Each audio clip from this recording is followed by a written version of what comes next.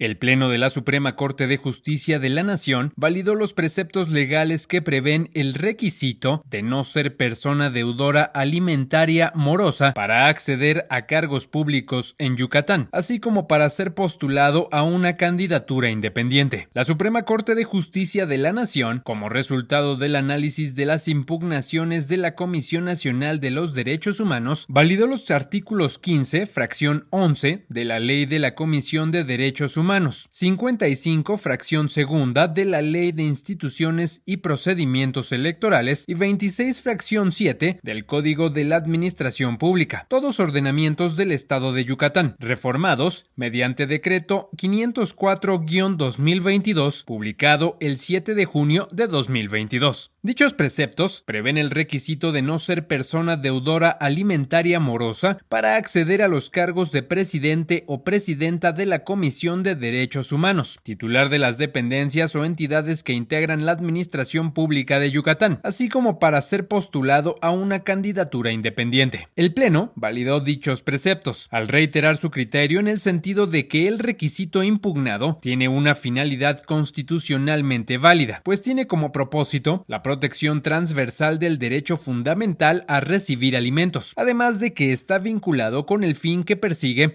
en tanto incentiva el cumplimiento de la obligación alimentaria. El presidente Andrés Manuel López Obrador presentó un anteproyecto de decreto para cerrar el Aeropuerto Internacional de la Ciudad de México a las operaciones de transporte aéreo de carga. Queda cerrado el Aeropuerto Internacional de la Ciudad de México Benito Juárez para las operaciones de los concesionarios y permisionarios que proporcionan el servicio público al transporte aéreo nacional e internacional regular y no regular, exclusivo de carga, indica el documento publicado en la Comisión Nacional de Mejora Regulatoria. Aunque, de acuerdo con la propuesta, los concesionarios y permisionarios que prestan servicios combinados de pasajeros y de carga quedarán exentos del decreto, siempre que la carga sea transportada en las mismas aeronaves que los pasajeros. El decreto entraría en vigor al día siguiente de su publicación en el Diario Oficial de la Federación. El documento indica que los concesionarios y permisionarios que otorguen este servicio de carga tendrán un plazo de 90 días hábiles para reubicar sus operaciones fuera de la ICM. La reforma a la Ley General para el Control del Tabaco limita la promoción y los anuncios explícitos de las marcas de cigarro, tanto en aparadores como en competencias deportivas. Además, se consideran espacios libres de humo de tabaco a todos los lugares de concurrencia colectiva, públicos o privados, incluso al aire libre. La reforma a los diversos artículos de la Ley General para el Control del Tabaco, conocida como Ley Antitabaco, añade como una de sus finalidades el proteger los derechos de los no fumadores a vivir y convivir en espacios 100% libres de humo de tabaco y emisiones. Por tanto, define el espacio 100% libre de humo de tabaco como aquella área física con acceso al público, todo lugar de trabajo, de transporte público o espacio de concurrencia colectiva, en los que por razones de orden público e interés social queda prohibido fumar, consumir o tener encendido cualquier producto de tabaco o de nicotina. Los espacios de concurrencia pueden ser aquellos donde se desarrollan actividades deportivas, artísticas, culturales y de entretenimiento, tanto del ámbito público como el privado, independientemente si está cubierto por un techo y confinado por paredes o que la estructura sea permanente o temporal. Algunos ejemplos son parques de diversiones, área de juegos, centros de espectáculos, plazas comerciales, clínicas, iglesias o espacios de culto religioso, restaurantes y bares y paraderos de transporte.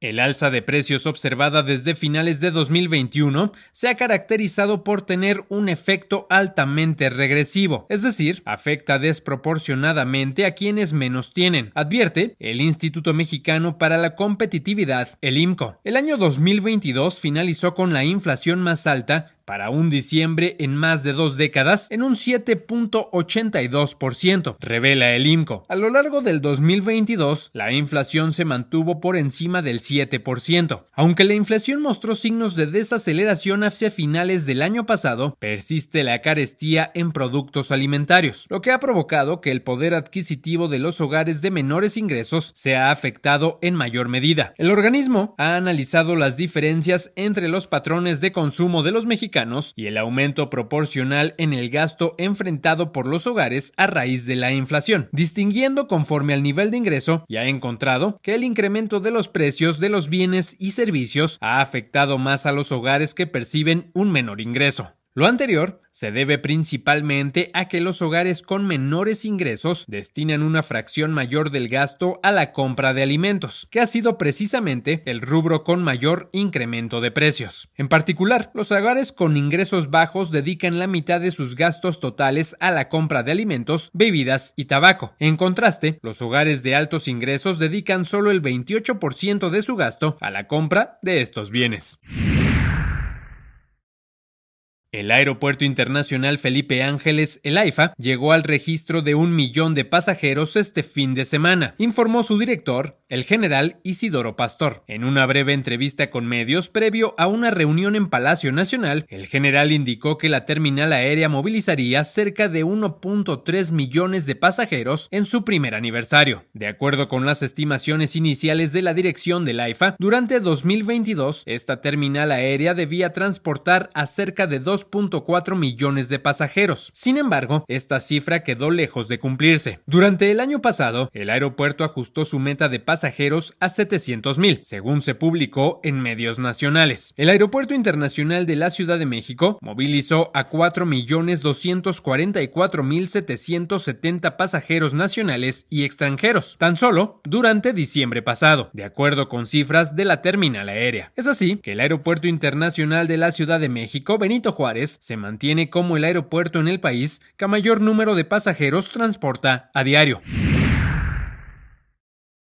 Autoridades del gobierno de la Ciudad de México, encabezadas por la jefa de gobierno Claudia Sheinbaum Pardo, realizaron la reapertura del tramo subterráneo de la línea 12 del metro. De esta forma, quedará totalmente restablecido el servicio en las estaciones de Mixcoac, Insurgente Sur, Hospital 20 de Noviembre, Zapata, Parque de los Venados, Eje Central, Ermita, Mexicalcingo y Atlalilco. Durante la ceremonia de reapertura, Sheinbaum Pardo dijo que los trabajos de restauración del tramo elevado continúan. En tanto, en el tramo que reinició operaciones, dispone de 13 trenes para transportar a 174,000 pasajeros. El tramo que reanudó el servicio tuvo una inversión de 750 millones de pesos, destinados a trabajos de reforzamiento estructural del túnel, rehabilitación de cárcamos, drenajes y reparación de filtraciones de agua, revisión de los sistemas de señalización y vías. Además, se realizó una intervención en 7 curvas de radio menor a 300 metros, es decir, muy cerradas. En estos tramos se cambiaron rieles, balasto y durmientes por materiales de mayor dureza y mejor geometría que están en mejores condiciones para absorber los esfuerzos que las ruedas de los trenes transmiten a las vías.